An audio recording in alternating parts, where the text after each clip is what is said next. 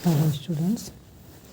तो अब हम स्टार्ट करते हैं अपना हिस्ट्री का लेक्चर नंबर 2। अब हम इसमें देखते हैं ऑप्शनल क्वेश्चंस।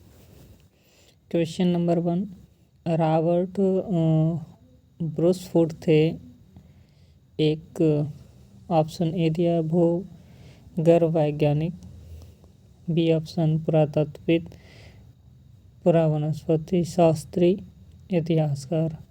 तो इसका option number A and B है दिया है। देखिए ये क्वेश्चन आया हुआ है आपका यूपी लोअर सब इंस्पेक्टर्स प्री 2015 में। इंसाइक्लोपीडिया ब्रिटानिका के अनुसार रॉबर्ट ब्रूसफुट ब्रिटिश भूगर्भ वैज्ञानिक पुरातत्वविद थे।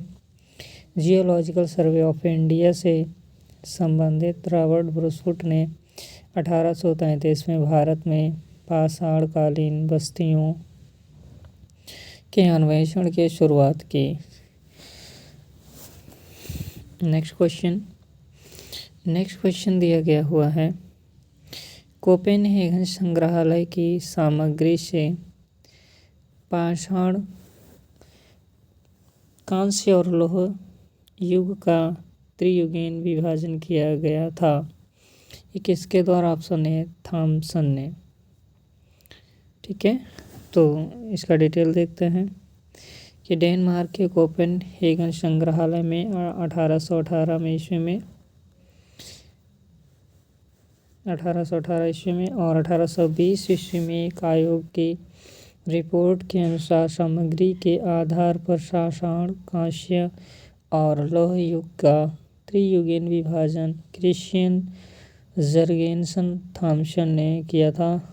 यद्यपि थॉमसन ने 1836 में इसी वर्गीकरण के अनुसार संग्रहालय की वस्तुओं का विवरण प्रकाशित किया।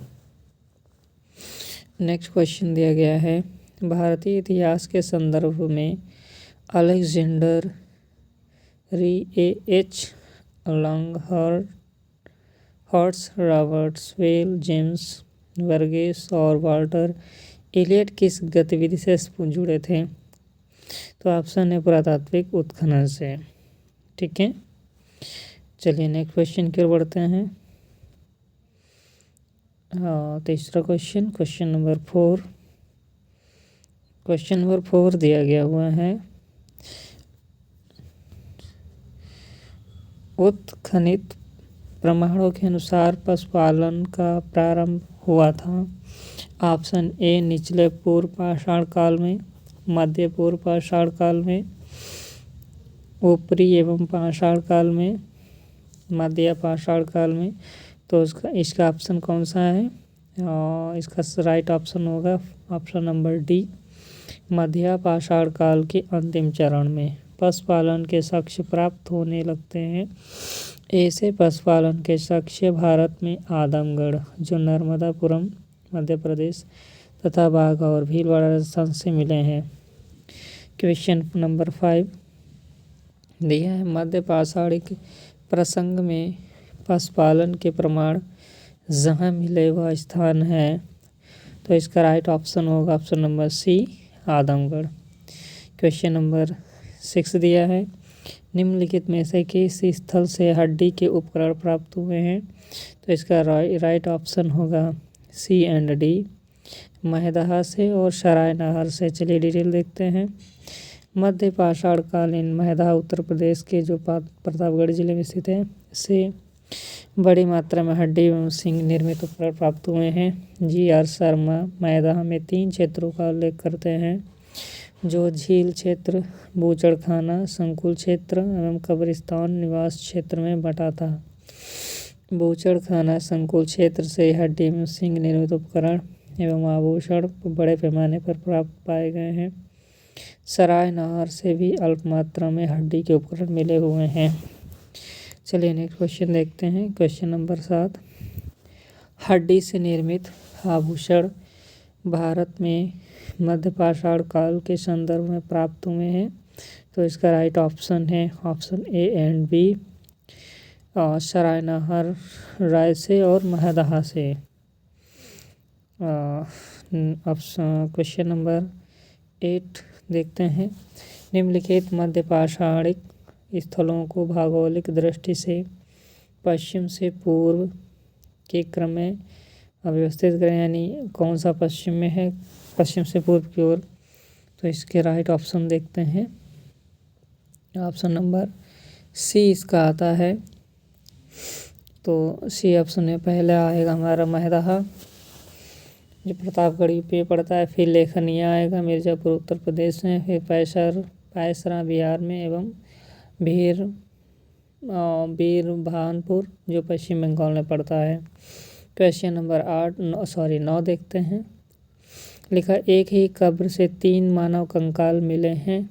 इसका राइट ऑप्शन बी जो है दमदमा से। और इसको पढ़ते हैं। उत्तर प्रदेश के प्रतापगढ़ जिले में स्थित सरायनाहर राय महदहा तथा दमदमा का उत्खनन हुआ है। दमदमा में लगातार 5 वर्षों तक किए गए उत्खनन के फलस्वरूप पश्चिमी तथा मध्यवर्ती क्षेत्रों से कुल मिलाकर 41 मानव समाधार ज्ञात हुए हैं। इन शवाधानों में से 5 शवाधान युग्म मतलब जोड़े के साथ, और एक शवाधान में 3 मानव कंकाल एक साथ मिले हैं। 6 शवाधानों में एक कंकाल मिले हैं। क्वेश्चन नंबर 10, खाद्यान्नों की कृषि सर्वप्रथम प्रारंभ हुई थी। तो राइट ऑप्शन है ए, नवपाषाण काल में। ठीक है, खाद्यान्न का उत्पादन सर्वप्रथम नवपाषाण काल में हुआ, और यही वह समय है जब मनुष्य कृषि कार्य से परिचित हुआ। ठीक है, नेक्स्ट क्वेश्चन नंबर 11 देखते हैं। भारत में मानव का सर्वप्रथम साक्ष्य कहाँ मिलता है?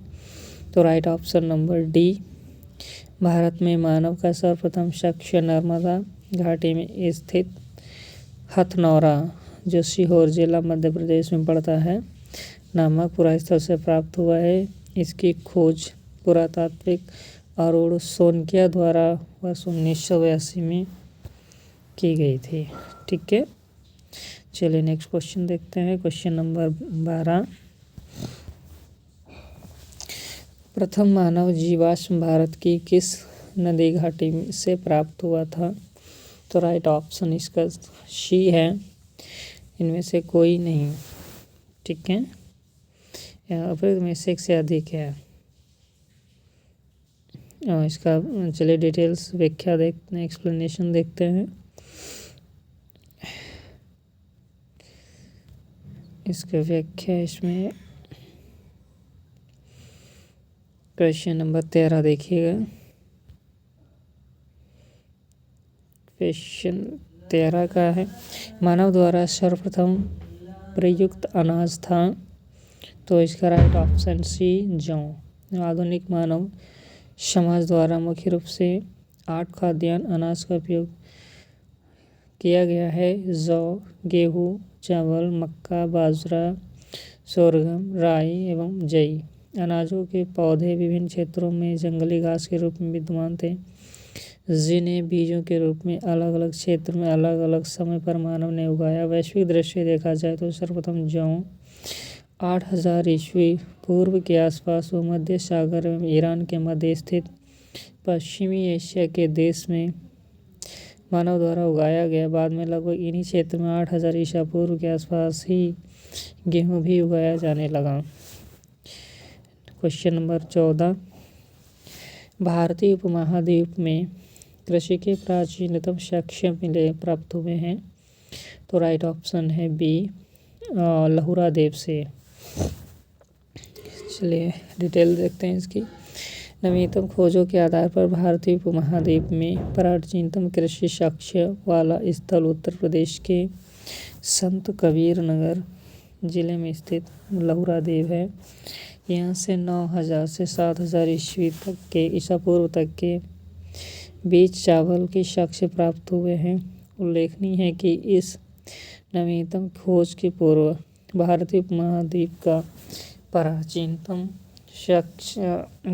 कृषि साक्ष्य वाला स्थल मेहरगढ़, जो पाकिस्तानी बलूचिस्तान में स्थित है, यहाँ से 7000 ईसा पूर्व के गेहूं के साक्ष्य मिले हैं, जबकि प्राचीनतम चावल के साक्ष्य वाला स्थल कोल्डी हवा, ध्यान रखना चावल है, कोल्डी हवा प्रयागराज जिले जो बेलन नदी के तट पर स्थित है से 6500 ईसा पूर्व के चावल की भूसी के साक्ष्य मिले हैं माना जाता है। तो उपयुक्त संदर्भों में अब यदि विकल्प में लहुरा देव रहता है तो उपयुक्त विकल्प वही होगा। लहुरा देव के न होने पर स्थिति में मेहरगढ़ होगा। ये ध्यान रखिएगा, लहुरा देव ही ऑप्शन लगाएंगे अगर दिया होगा, नहीं तो फिर मेहरगढ़ देंगे, है ना। अपडेटेड क्वेश्चन है। नेक्स्ट क्वेश्चन, भारतीय उपमहाद्वीप में कृषि के प्राचीनतम साक्ष्य प्राप्त हुए हैं। और इसका राइट ऑप्शन है option D, option number D, Mehrgarh से। नेक्स्ट क्वेश्चन नंबर 16, भारतीय उपमहाद्वीप में कृषि के प्राचीनतम साक्ष्य कहाँ से प्राप्त हुए हैं। इसका ऑप्शन है राइट ऑप्शन सी, इसका है मुंडीगाग। ऑप्शन इसका है सॉरी इसका ऑप्शन है मेहरगढ़। नेक्स्ट देखते हैं क्वेश्चन नंबर 17, नवपाषाण युग में भारतीय उपमहाद्वीप के उत्तर पश्चिमी क्षेत्र में निम्नलिखित में से किस स्थान पर कृषि के अभ्युदय के प्रारंभिक प्रमाण प्राप्त हुए हैं। इसका राइट ऑप्शन है B, Mehrgarh. Question number 18, Bharat में पशुपालन में कृषि के प्राचीनतम साक्ष्य प्राप्त हुए हैं। इसका राइट ऑप्शन है डी, मेहरगढ़ से। नेक्स्ट क्वेश्चन की ओर बढ़ते हैं। क्वेश्चन नंबर 19, उत्तर प्रदेश की सांस्कृतिक विरासत के संदर्भ में निम्नलिखित कथनों में से कौन से कथन सही हैं।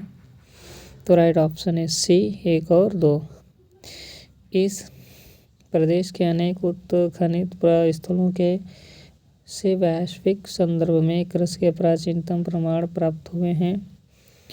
प्राचीनतम प्राप्त कृषि अन्न जौ और धान है। डिटेल आप पढ़ लीजिएगा। आगे बढ़ते हैं। क्वेश्चन नंबर 20, क्वेश्चन नंबर 20 में दिया गया हुआ है कि उस स्थल का नाम बताइए जहाँ से प्राचीनतम स्थायी जीवन के प्रमाण मिले हैं। ये इसका राइट ऑप्शन है डी, मेहरगढ़। दिए गए विकल्प प्राचीनतम स्थायी जीवन के प्रमाण सर्वप्रथम बलूचिस्तान के कच्छ मैदान स्थित मेहरगढ़ से मिले हैं, जिसकी प्रामाणिक स्थिति लगभग 7वीं शताब्दी अर्थात 7000 ईसा पूर्व है। जबकि केले गुल मुहम्मद एवं कालीबंगा की प्राचीनतम तिथि क्रमशः 4000 ईसा पूर्व एवं 3500 ईसा पूर्व है। ठीक है, तो ऑप्शन इसका डी सही है। नेक्स्ट क्वेश्चन नंबर 21, निम्नलिखित में से किन स्थानों से मध्यपाषाण काल में पशुपालन के प्रमाण मिलते हैं। तो राइट ऑप्शन है डी, मध्यपाषाण काल से पशुपालन के साक्ष्य प्राप्त होने लगते हैं। पशुपालन के प्रारंभिक साक्ष्य मध्य प्रदेश में नर्मदापुरम के निकट आदमगढ़ पुरा स्थल और राजस्थान के भीलवाड़ा जिले में स्थित बागौर से मिलते हैं। नेक्स्ट क्वेश्चन, निम्नलिखित में से किसको चालकोलिथिक युग भी कहा जाता है। इसको बोलते हैं ताम्रपाषाण युग को। क्वेश्चन नंबर 23, आहार सभ्यता के बारे में निम्न कथनों पर विचार कीजिए। तो इसका ऑप्शन नंबर ए राइट है। 1, 3 एंड 4 आहारवासी तांबा गलाना जानते थे, ये भी सही है। तीसरा है धातु का काम आदिवासियों की अर्थव्यवस्था का एक साधन था। उसके बाद में 4, यहाँ से काले लाल रंग के मृदभांड मिले हैं जिन पर सामान्यतः सफ़ेद रंग से ज्यामितीय आकृतियाँ उकेरी गई हैं। चलिए नेक्स्ट क्वेश्चन देखते हैं। क्वेश्चन नंबर 24, निम्न में से किस एक पुरास्थल से पाषाण संस्कृति से लेकर हड़प्पा सभ्यता तक के सांस्कृतिक अवशेष प्राप्त हुए हैं? तो ये ऑप्शन हमारा है right option number B, Mehrgarh. Balochistan Pakistan में पड़ता है में स्थित पुरास्थल मेहरगढ़ से पाषाण संस्कृति से लेकर हड़प्पा सभ्यता तक के सांस्कृतिक अवशेष प्राप्त हुए हैं। क्वेश्चन नंबर 25, नवता टोली का उत्खनन किसने किया था? तो राइट ऑप्शन है HD संकालिया। ठीक है, इसकी डेट याद रखना है हमें। ये नवता टोली जो MP में पड़ता है मध्य प्रदेश का उत्खनन डेक्कन कॉलेज पूना के प्रोफेसर HD संकालिया ने कराया था। यह स्थल इस महाद्वीप का सबसे विस्तृत उत्खनित ताम्र पाषाणिक स्थल है जिसकी तिथि लगभग 1500 BC से लेकर 1300 ईस्वी के मध्य निर्धारित की गई है। नवता टोली किस राज्य में अवस्थित है? Right option number D. Next question, बृहत पाषाण स्मारकों की पहचान की गई है। राइट ऑप्शन डी बी, मृतकों के दफनाने के स्थान के रूप में। नेक्स्ट क्वेश्चन नंबर 28, राख का टीला निम्नलिखित किस नवपाषाणिक स्थल से संबंधित है? Right option B, Sanganakallu. Karnataka में मैसूर के पास बेल्लारी जनपद में स्थित संगनकल्लू नामक नवपाषाण कालीन पुरास्थल से राख के टीले प्राप्त हुए हैं। भीमबेटका किसके लिए प्रसिद्ध है? राइट ऑप्शन गुफाओं के शैल चित्रों के लिए। चलिए इसका डिटेल्स, मध्य प्रदेश के रायसेन जिले के अब्दुल्लागंज के समीप स्थित भीमबेटका प्रागैतिहासिक शैल चित्रकला का श्रेष्ठ उदाहरण है। इन गुफाओं में जीवन के विभिन्न रंगों को पेंटिंग के रूप में उकेरा गया है जिनमें हाथी, सांभर, हिरण आदि के चित्र हैं। अब तक लगभग 700 शिलाश्रय की पहचान की जा चुकी है जिनमें 500 चित्र, ये ध्यान रखना ये MP में पड़ता है। ठीक है, नेक्स्ट क्वेश्चन, निम्न में से कौन सा स्थल प्रागैतिहासिक चित्रकला के लिए प्रसिद्ध है? तो राइट ऑप्शन है B, Bhimbetka. Next question 31, Bhimbetka की गुफाएं कहाँ स्थित हैं? Right option D, Abdullaganj, Raisen जिला।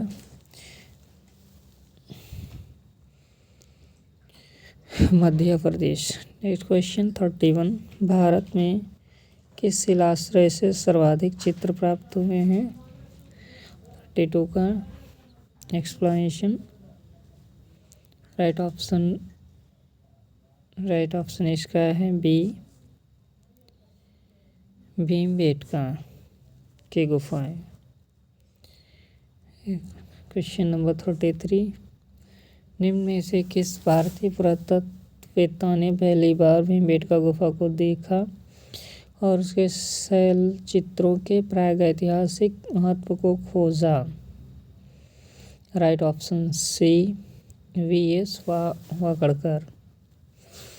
मध्य प्रदेश के रायसेन जिले में स्थित भीमबेटका प्रागैतिहासिक शैल चित्रकला का श्रेष्ठ उदाहरण है। इसकी खोज वर्ष 1997 में VS वाकड़कर ने की थी। यूनेस्को ने भीमबेटका शैल चित्रों को विश्व विरासत स्थल की सूची में शामिल किया।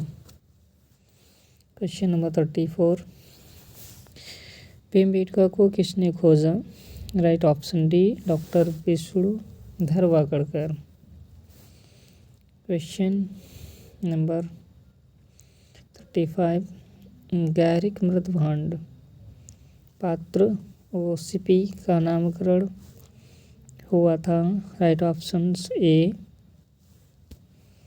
हस्तिनापुर में।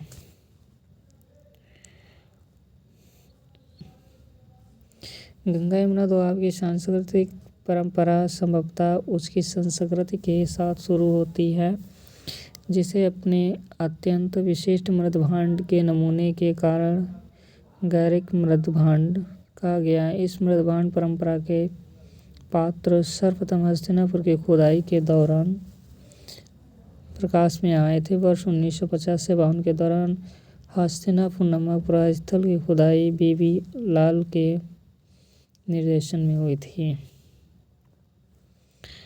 ऑप्शन नंबर 30 क्वेश्चन नंबर 36 ताम्रस्कॉल में महाराष्ट्र के लोग मृतकों को घर के फर्श के नीचे किस तरह रखकर दफनाते थे। राइट ऑप्शन ए उत्तर से दक्षिण दिशा में।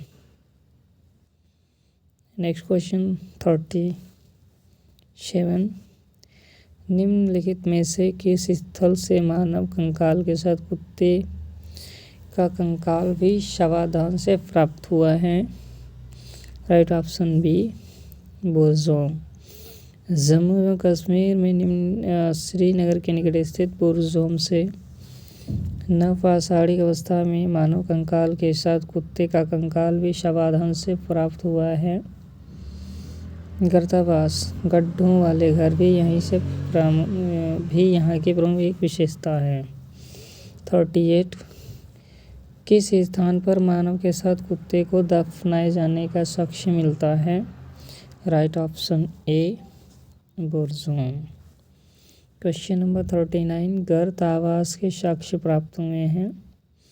Right option A Burzahom. कई बार ये क्वेश्चन पूछा गया है। क्वेश्चन नंबर 40 सही मिलान कीजिए।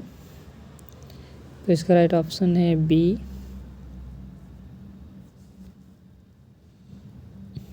तो पाषाणकालीन जो सोहन नदी घाटी, मध्य पाषाण काल में भीमबेटका गुफाएं, नवपाषाण बोरजोम, ताम्रपाषाण बनासकांठा। क्वेश्चन नंबर 41 सही सुमेलित करना है। Option C. इसका नेवासा महाराष्ट्र में पड़ता है, ईसामपुर कर्नाटक में पड़ता है, डिडवाना राजस्थान में पड़ता है, गुडियाम गुफा तमिलनाडु में पड़ती है। क्वेश्चन नंबर 42 ये मिलान करना है। ऐतिहासिक स्थान और ख्याति का कारण क्या है। तो इसको हम नेक्स्ट इसका राइट ऑप्शन है हमारा डी ऑप्शन 2 और 3 जो इसमें सुमेलित हैं। इनमें से कौन से सही सुमेलित हैं। 2 और 3 सही हैं। चंद्रकेतुगढ़ टेराकोटा के लिए है। तीसरा है गणेश्वर ताम्र कलाकृतियाँ। नेक्स्ट इसके आगे का शेष सिंधु सभ्यता एवं संस्कृति नेक्स्ट लेक्चर में कवर करेंगे। तब तक के लिए शेयर एंड लाइक कीजिएगा। Thank you so much.